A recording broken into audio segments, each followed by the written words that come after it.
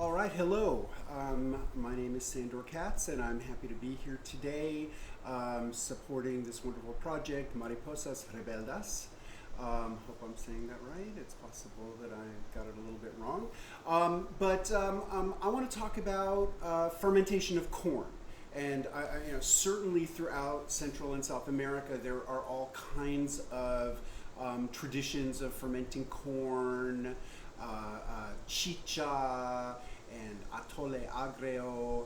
But I'm going to focus today on how you can use corn in some of the ferments that have gone global. And in the case of what we'll be doing today, that'll primarily be some Asian ferments.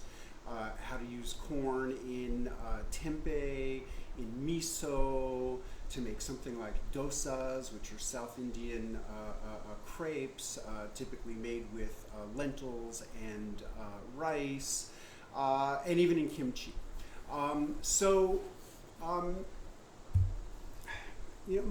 Most fermentation processes actually turn out to be extremely versatile, and it is possible to replace an ingredient with a similar kind of ingredient. So anything you can do with one grain, generally you can do with another grain.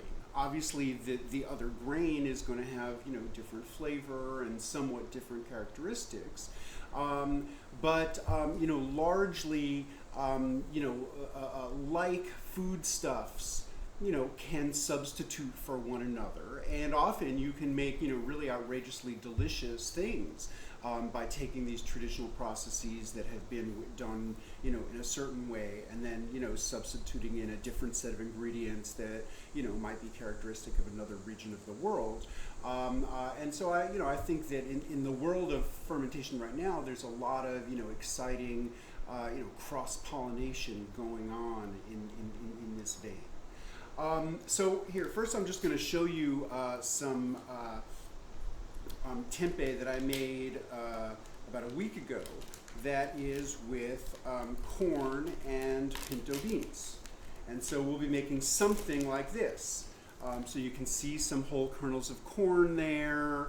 The little bits that you can see there are basically grits. So part of the challenge of growing a fungus like this. So basically, this was a bag of loose corn, pinto beans, and grits. They all were cooked. The grits were just dry roasted, and then they were mixed together, and I let them cool down. And right now, I have a bowl over here of all of these ingredients. So I have corn and it's still hot. Corn and pinto beans and grits, and they're just cooling down, and also drying off. So they're evaporating some of their first surface moisture, and then I'm going to add the spores of a fungus, Rhizopus oligosporus, and this is something that you can buy through the internet if you just search Tempeh starter. My local friends, Short Mountain Cultures, buy it in bulk and sell it in smaller quantities, and that's usually who I get it from. Gem Cultures has it, culturesforhealth.com.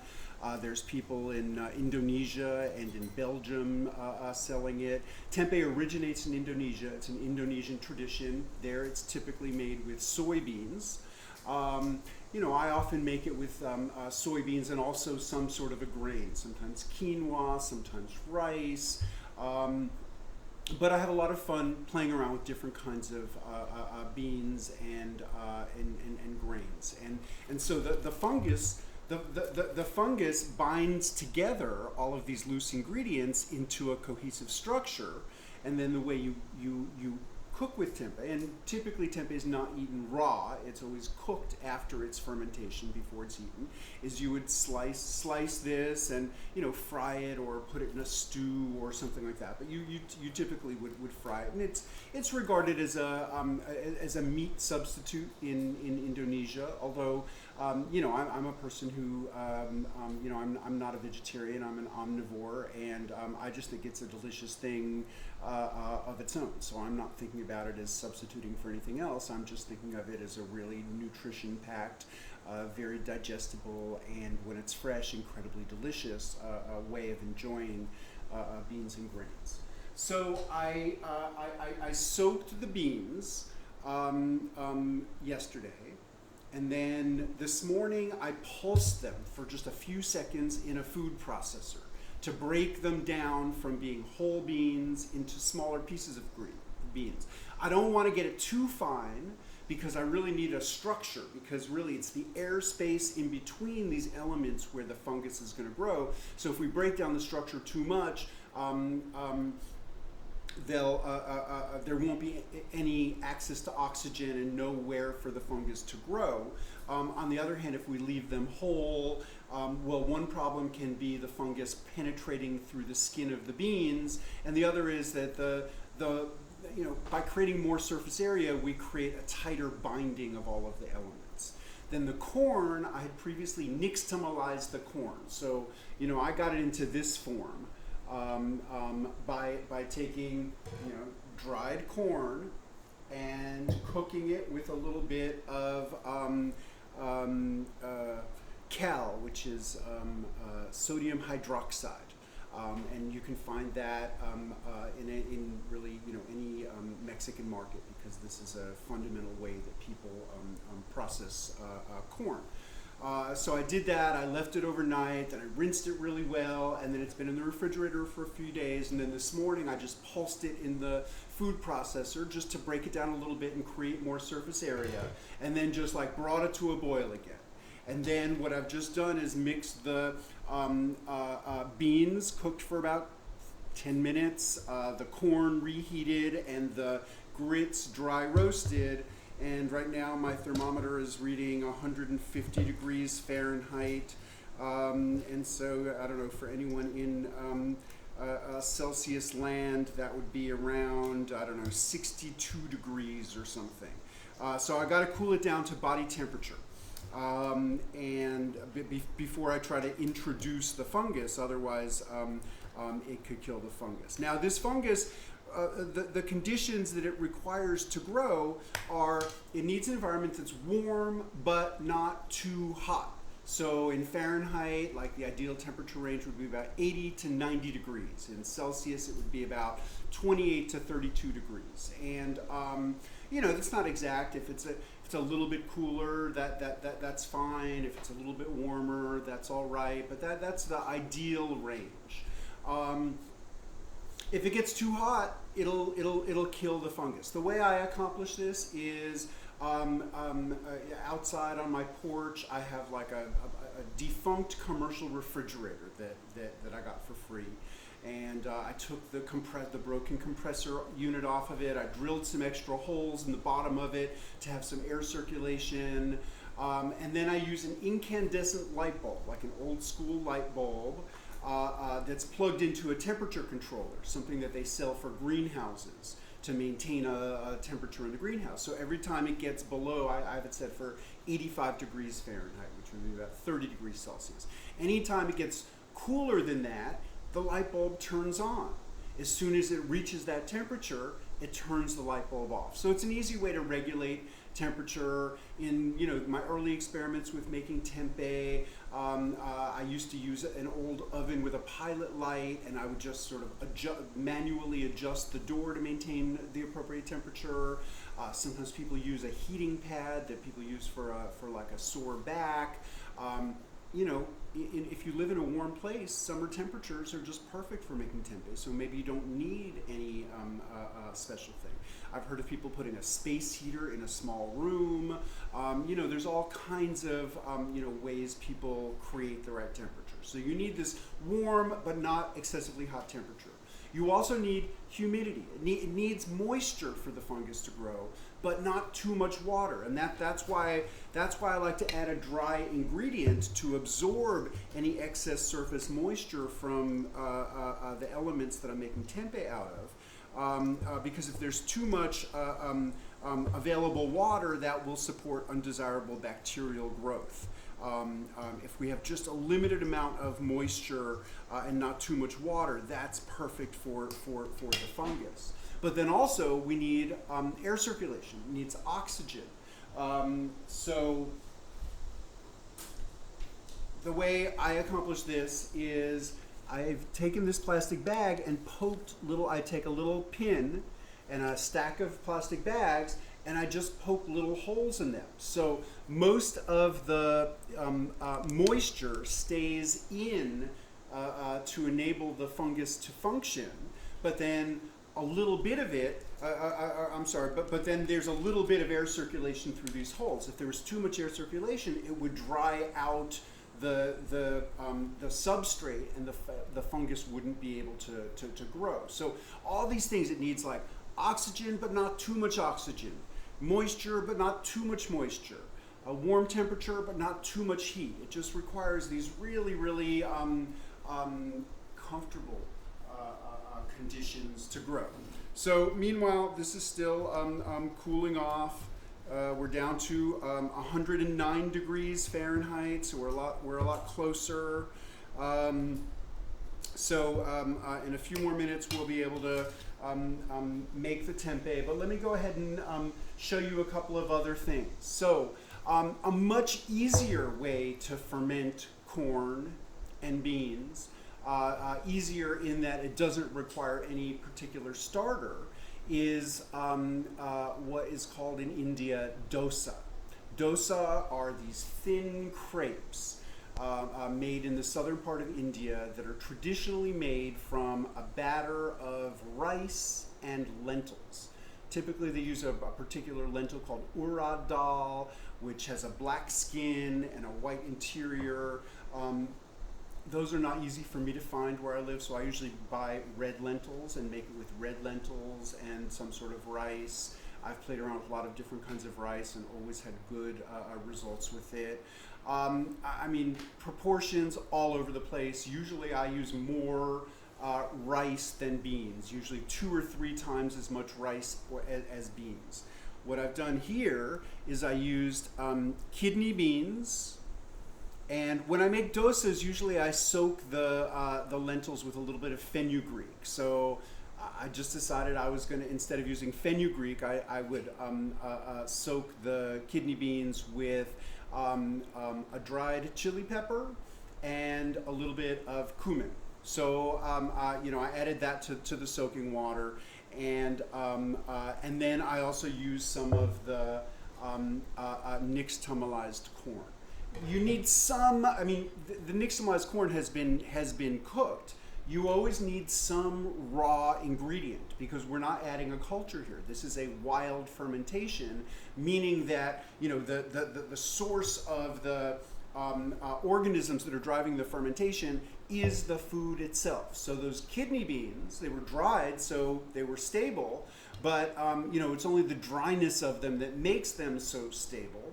And there are lots of bacteria and fungi on there, and as soon as they begin to absorb water, those reawaken. And so once we make a batter of it and it's no longer a viable seed, then that becomes food for those bacteria and fungi, and the fermentation begins. So I mixed so I had the soaked kidney beans and chili pepper and cumin, and I put those in a blender, and then I added to that some of the nixtamal, and then the one other ingredient you always need to add is just a little bit of salt that'll bring out the flavor and everything. And I just made this batter last night. Now, if we were in the south of India, this would have already fermented. Probably if we were in certain places in Central America, this would have already fermented because of the heat. But we're just beginning. We're just beginning to have cool autumn nights, and this hasn't really risen. the way I gauge the fermentation is just by seeing how much this has risen. So, probably tonight for dinner, I will be making some pancakes of this. When I make the first pancake, I sometimes will adjust the salt or add a little bit more water to make it thinner. Sometimes I might grate cheese to go into them. There's a lot of ways you can vary it, but this is just a beautiful. It smells really, really great. You can smell the corn, the richness of that freshly nixtamalized corn. I'm picking up the chili pepper. I'm picking up the cumin. So this will be delicious, and this is really easy. It takes about 24 hours. You have to soak things, soak the elements for, let's say, 8 hours, and then make a batter. And it could take anywhere from 8 hours in hot weather to 48 hours in a really cool kitchen until you see a discernible rise, and then you can make your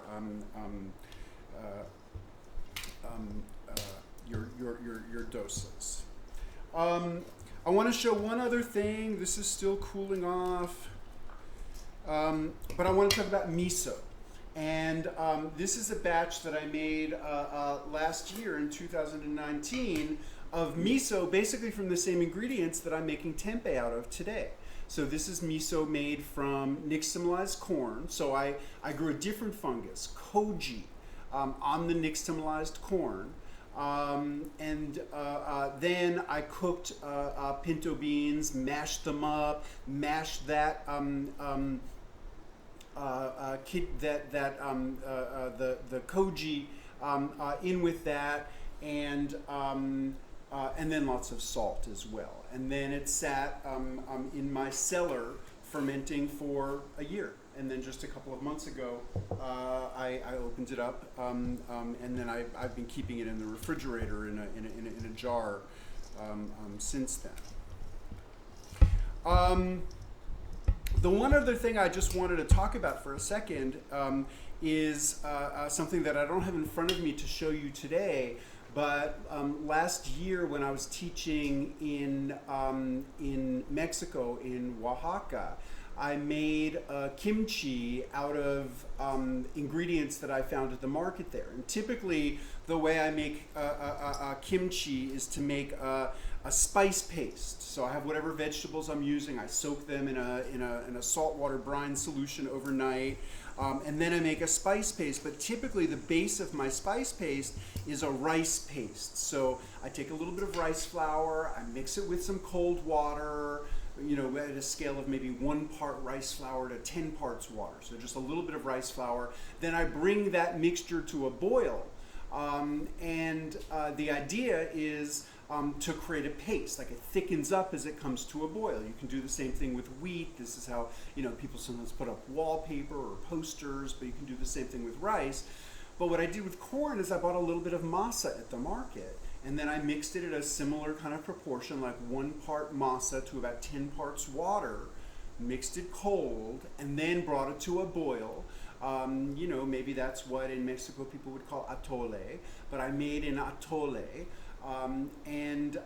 Cooled that down, and then I mixed all of the spices into that. So as I was saying, for the most part, these fermentation processes, you don't have to do everything with the totally traditional ingredients.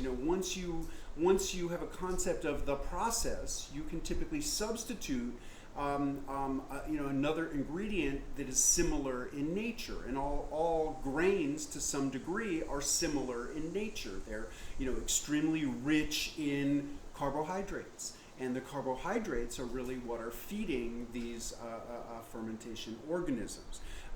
If you're talking about fermentation of beans, typically they're very rich in proteins, and the proteins are feeding the fermentation organisms. And part of what makes fermented beans more flavorful and more easily digestible is that the proteins are broken down by the fermentation organisms into amino acids, which are the building blocks of proteins. And amino acids just have a lot more flavor. Like This is why, soy sauce and miso have so much more flavor than a plain soybean.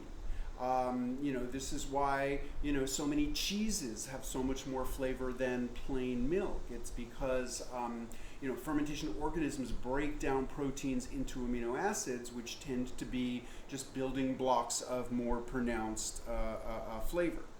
Okay, so we've cooled this down to about body temperature.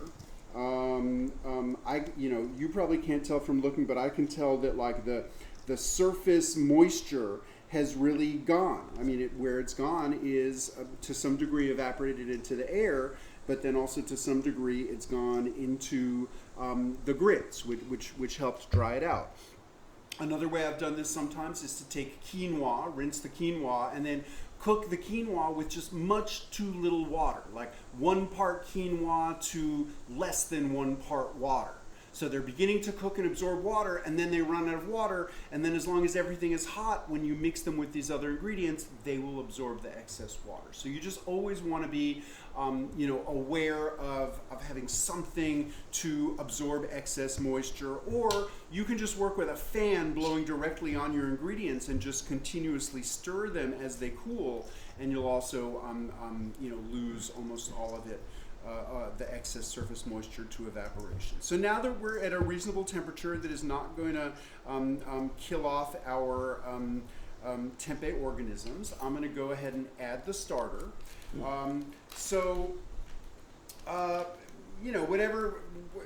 Rather than me telling you a proportion, wherever you find your tempeh starter, you want to follow their proportions. Different formulations have different concentrations. I'm going to use 2 teaspoons for this mix. You want to keep track of about how many pounds of dry ingredients you started with.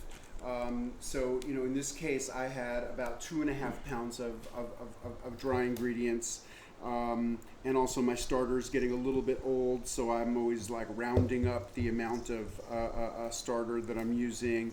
And then, the main thing is you want to stir it really, really well. You want to make sure you don't have pockets that are unstirred. So what I like to do is rotate my bowl as I stir from the bottom of it.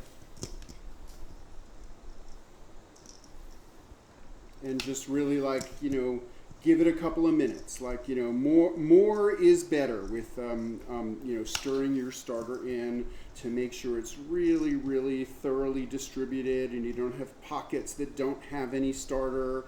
You don't have pockets where there's excessive starter. I soaked the pinto beans overnight, and this morning they were really nice and bubbly, so that tells me that there was a little bit of a lactic acid fermentation that happened. If people skip the soaking part, or it's very cold where you're soaking, sometimes people will add like a little spoonful of vinegar. Distribute that really well before you add the starter. So, because too much vinegar could definitely kill the starter, but that would help the either lactic acid developing, or adding a little bit of vinegar helps to prevent the possibility of any pathogenic bacteria developing, and it's just sort of like this extra safety step. Now, I showed you that I'm gonna pack this into little bags like this, and then I'm gonna put them into my incubator. And then leave them there for about 24 hours. I like to check them once in the middle just to, see how they're developing, see what the temperature's like in there. But mostly I just leave it be. When I've done this without an incubator, just on a warm day, what I like to do is really start early in the morning, so it has the whole heat of the day to develop. And then by the time the night comes and the temperatures cool down, it's actually generating a little bit of heat by itself, and then I might put like a little light blanket over it or something to hold some of that heat in. So I'm just using a little scoop and placing it in the bag. Obviously, doing it in plastic bags like this is not the traditional way that it's done. The traditional way it's done is wrapping it in banana leaves, and I have done it that way. I don't, I can go to the Southeast Asian market and buy frozen banana leaves. but I'm not that inclined to do that. It's much more work to do it in banana leaves, but by all means experiment and experiment with other large leaves. I mean, maybe it would work great in squash leaves or pumpkin leaves. Maybe you happen to be watching from somewhere where there are lots of banana leaves. You know, it's just about making a little packet. You don't have to, if you're dealing with leaves which all can breathe, you don't have to worry about you know, poking holes in it. But you need to tie a packet that'll hold everything together. You can do it that way, or you can do it this way. Now, right now, this is just like a loose bag of beans and grains, but then, you know, it will become like a cohesive cake that's bound together by these organisms. So that's the basic process. If you want to read more about these processes, I mean, certainly in my books, Wild Fermentation and The Art of Fermentation, you'll find, you know, more detailed instructions on how to do these things. You know, there's lots of other great books out there on the topic. If anyone happens to be watching this who you know, prefers to read in Spanish, both of my books are available in Spanish. The tricky thing is that Wild Fermentation got the title Pura Fermentación, so you know, you got to look for that. But anyway, I guess that's about it.